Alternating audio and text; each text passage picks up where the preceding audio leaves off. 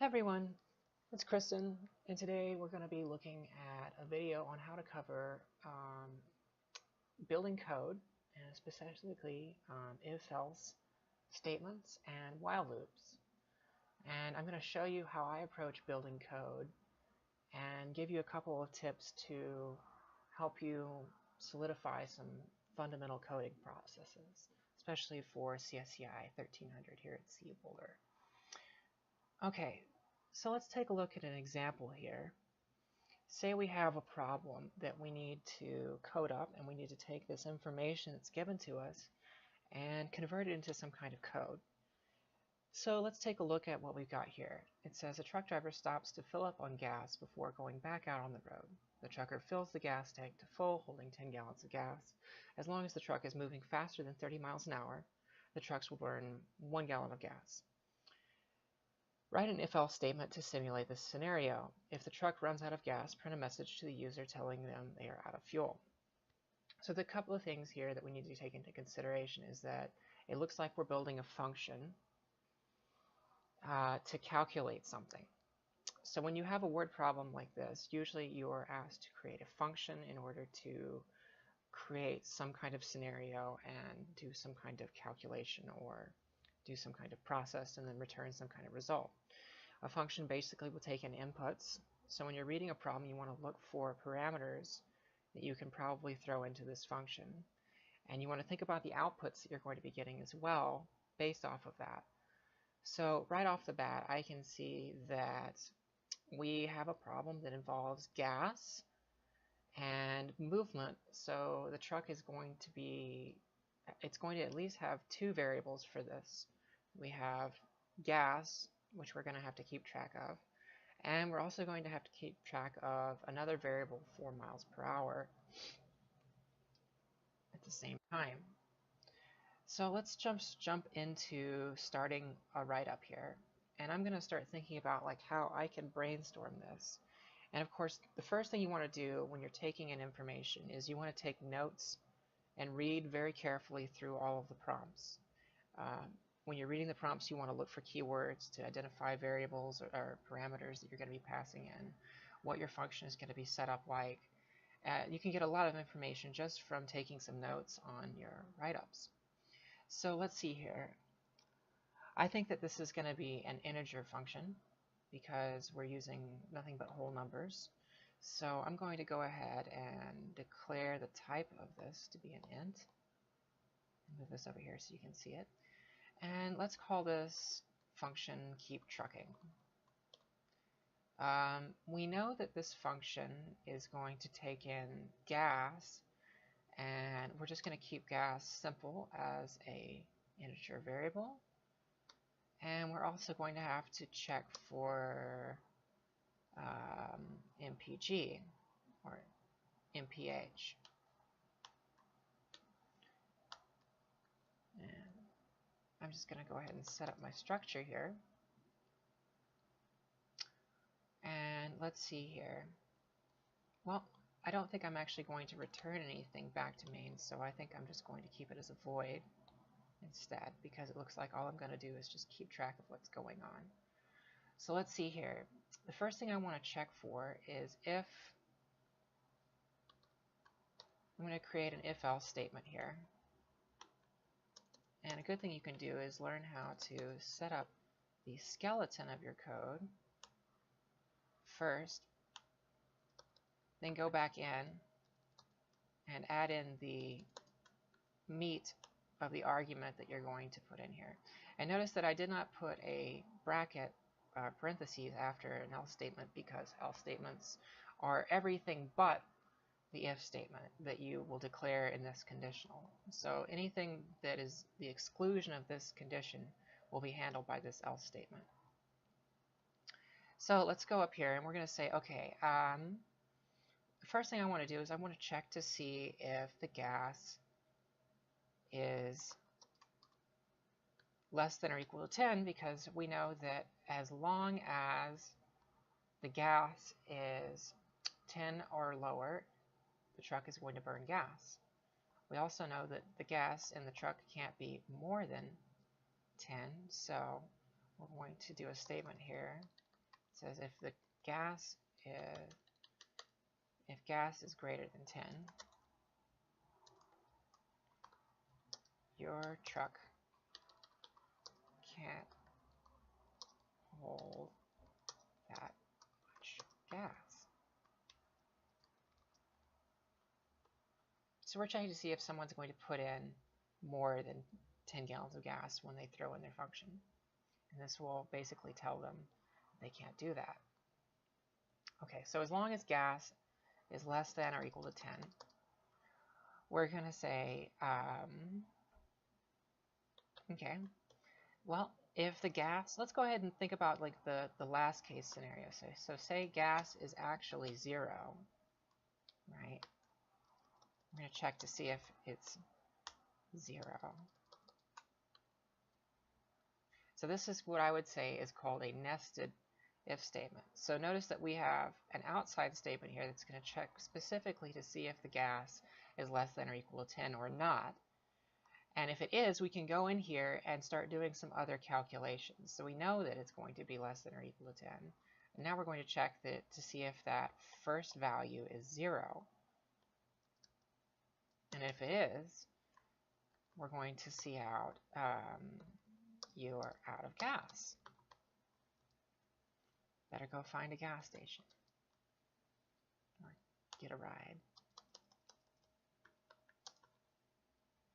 Okay. Else if, let's just do it as an else because otherwise it's going to be for everything else. Okay, let's do a message saying keep trucking, right?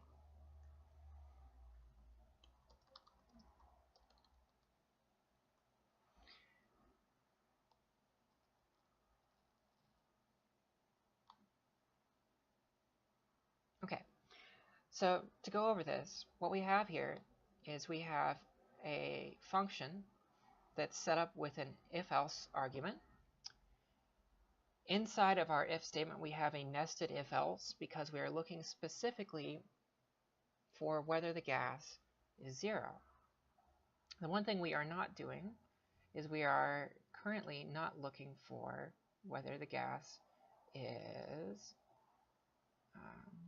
let's see, let's change this. Else if gas is less than or equal to 10 and MPH is greater than 30, greater than or equal to 30. We can't beat that. So what we did here is we modified this else if so that we can say, like, as long as, in the problem, it says that as long as the truck is going more than 30 miles an hour and there is tank in the gas, we're going to start burning gas every turn that we go through this function.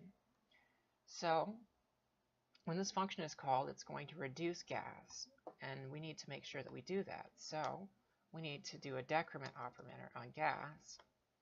To decrement something, you could do the variable and then a minus minus at the end. If you wanted to increment, you could do gas plus plus. That would be the opposite function.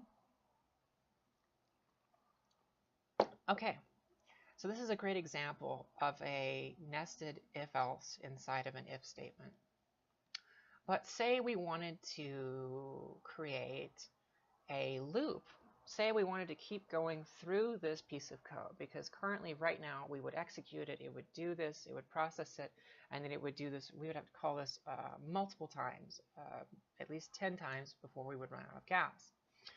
So what we could do is, say we wanted to do something over an iterative period of time, over multiple iterations, we could do that with a piece of code called a loop. A while loop, let's see here, a while loop is, let me save this,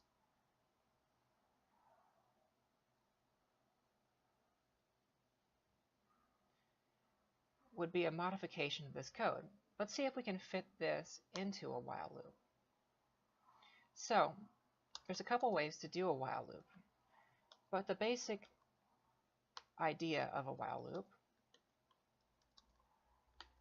is that it is a Boolean argument. It will take a conditional statement inside of its parentheses that will hold to be true until it is proven false. So let's see here. We want to make sure that this keeps running while there's gas in the truck. So since we are decrementing gas, let's say while gas is greater than 0.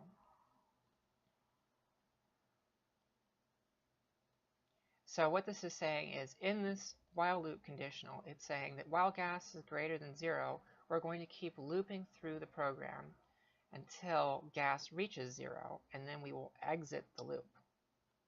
And what I'm going to do here is I'm actually going to take all of this code that I just made here, and notice that I copied and then backspaced it, and I am now putting it into the structure of code that I just created here. So let me go ahead and just clean this up a little bit.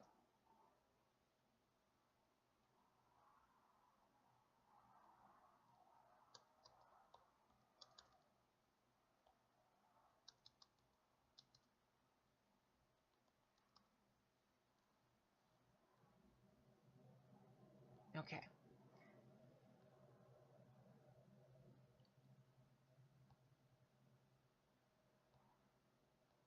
So now what we have done, notice that our while loop goes from here down to here.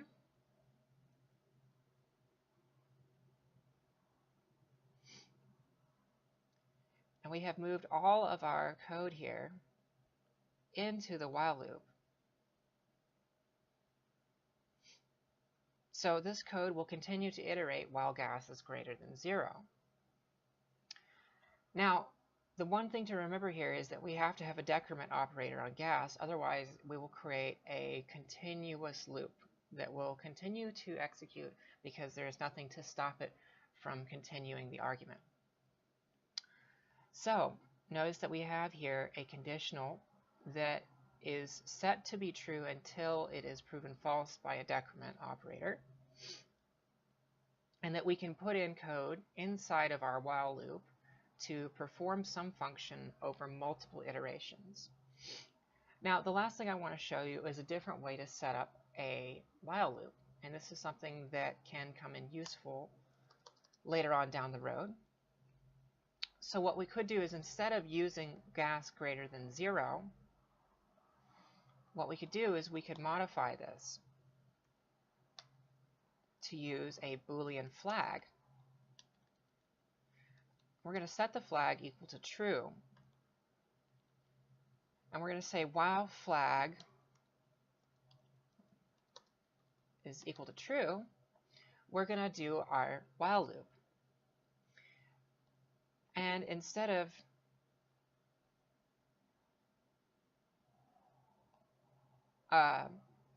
just decrementing the gas, we're now going to set a flag inside here where we know the program is going to finish. So we know that the moment we run out of gas, we want to finish the program. So what we can do is we can set the flag here to false. So at the moment that the code actually goes into this nested if and it sees that the gas is actually 0, it's going to see out this statement, and then it's going to set the flag to false. And then once the debugger or whatever once the code goes back to the beginning of the loop to iterate again, it's going to notice that the flag is false and it's going to exit the loop. So those are two ways you could set up while loops inside of C++. One is by using a conditional argument that's going to be held true until proven false by a decrement operator. And the other way is by using a flag, a Boolean flag. Alright guys, well that's about all the time I've got for today, so I hope you found that informative, and I hope that it helps you get your code nice and up and running, and you get this ready for the next practicum. Thanks guys, have a good one.